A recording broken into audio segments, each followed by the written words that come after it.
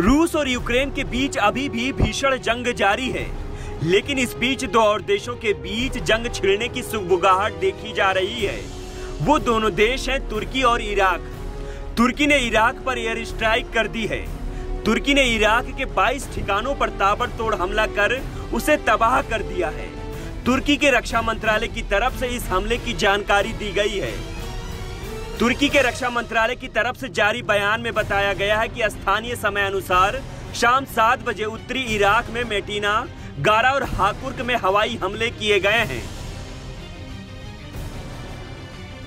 इन भीषण हमले में जान माल की कितनी क्षति हुई है, इसका अभी पता नहीं चल सका है। हालांकि तुर्की की राजधानी अंकारा में सरकारी इमारतों के पास पीकेके द्वारा बम विस्फोट की जिम्मेदारी ली गई थी, जिसके बाद तुर्की की तरफ से ये कार्रवाई की गई है।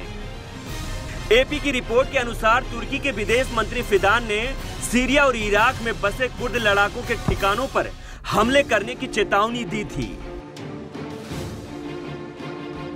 प्रतिबंधित कुर्दिस्तान वर्कर्स पार्टी यानी पीकेके ने तुर्की की राजधानी अंकारा में आंतरिक मंत्रालय के बाहर हुए हमले की जिम्मेदारी ली थी। इस हमले में तुर्की के 2 पुलिसकर्मी जख्मी हो गए थे।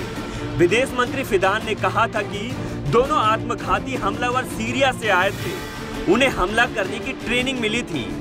चलिए अब दोनों देशों के बीच विवाद जान लेते हैं।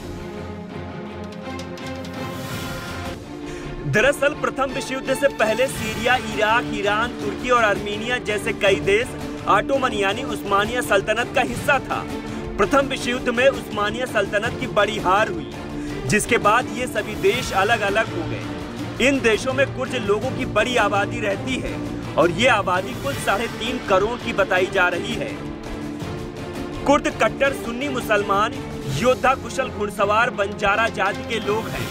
ये लोग अपने लिए अलग देश यानी कुर्दिस्तान की मांग कर रहे हैं। तुर्की की सीमा पर कुर्द लोग दावा करते हैं और इसे लेकर ही तुर्की और कुर्द लड़ाकों के बीच लड़ाई चल रही है। फिलहाल दोनों देशों के बीच ये विवाद कोई नया नहीं है। दोनों देश लंबे समय से आपसी विवाद में उलझे हुए हैं। अगर दोनों देशों के बीच जल्दी सुलह नहीं हुआ तो रूस और यूक्रेन के बाद एक और बड़ा युद्ध देखने को मिल सकता है। तुर्की द्वारा किए गए इस हमले में इराक को भारी नुकसान का अनुमान है। बताया जा रहा है कि इस हमले में इमारतें, डिपो समेत कई अस्थायी ठिकाने ध्वस्त हो गए हैं।